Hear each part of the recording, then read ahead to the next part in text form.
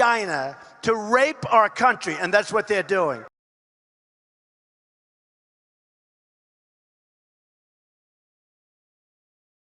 We're very happy, and Jack and I are going to do some great things. Small business, right? We'll focus on small business. What about your confirmation hearings?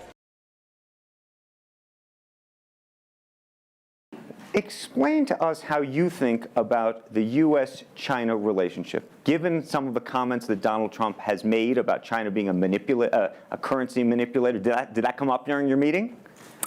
Well, I think first, in America, there's a freedom of speech, right? So he can say whatever he wants, and I respect, I understand.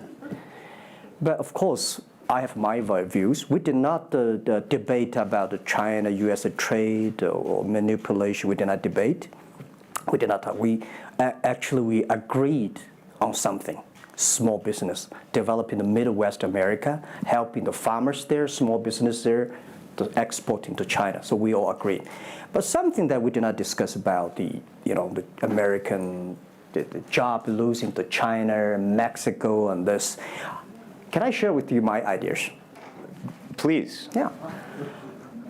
First, I think 30 years ago, when I just graduated from universities, I heard America had a wonderful strategy.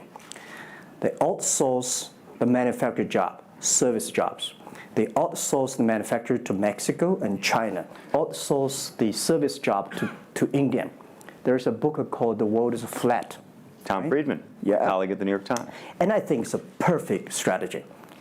You know, that the Americans said, we just want to control the IP, we just want technology, we just want the brand, to leave the lower-end jobs for the world.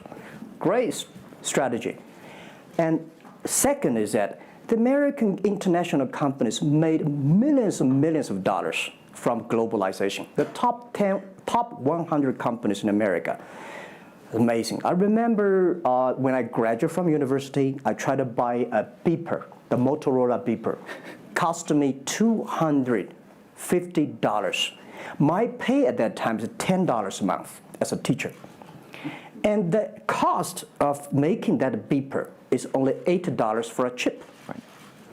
So past 30 years, IBM, Cisco, Microsoft, they made tons of money. The profit they made are much more than the 4 largest banks in China put together, the China Mobile Phone, China Unicom, and whatever you name it, put together. Still, these multinational companies made more money than. So their market cap grew more than 100 times in the past 30 years. But where'd the money go? This is what I'm curious, because as a business people, I always care about the balance sheet. Where's the money coming? Where'd the money go? Past 30 years, the American had 13 wars, spending $14.2 trillion. The money going there. What if they spend a part of that money on building up the infrastructure, helping the white collars and the blue collars? No matter how strategy good it is, you're supposed to spend money on your own people. Right? Not everybody can pass Harvard. Like me, they're not good at education, right? We should spend money on those people who are not good at schooling. And the other money, which I'm curious about, is that when I was young, I heard America is about Ford and Boeing, those big manufacturing companies. Last 10, 20 years, I heard about is Silicon Valley and Wall Street. The money go to the Wall Street. And what happened? Year 2008. The financial crisis wiped out $19.2 trillion USA alone. They wiped out all the white collars and destroyed 34 million jobs globally. So what if the money is not Wall Street? What if the money spent on the Middle East, Midwest of the United States? Developing the industry there, that could be changed a lot. So it's not the other countries steal jobs from you guys. It is your strategy.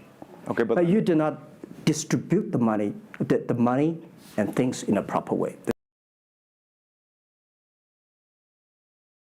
I would say that globalization is a great stuff. It's the USA, it's developed countries to teach us how to do globalization. I remember 2002 or 1 before China joined the WTO, everybody in China was worried. Me, I was worried. Because what if all the international products come to China, destroy our industry, and we have to lose a job? So convince China, after 20 years, then you guys are telling, say, this is a terrible thing. I believe globalization is good, but globalization needs to be improved. This is Donald Trump, president-elect, want to solve it, the problems. That globalization, I think, should be inclusive globalization. In the past 30 years, the globalization was controlled by 60,000 big companies. 100 years ago, globalization was controlled by several kings and emperors.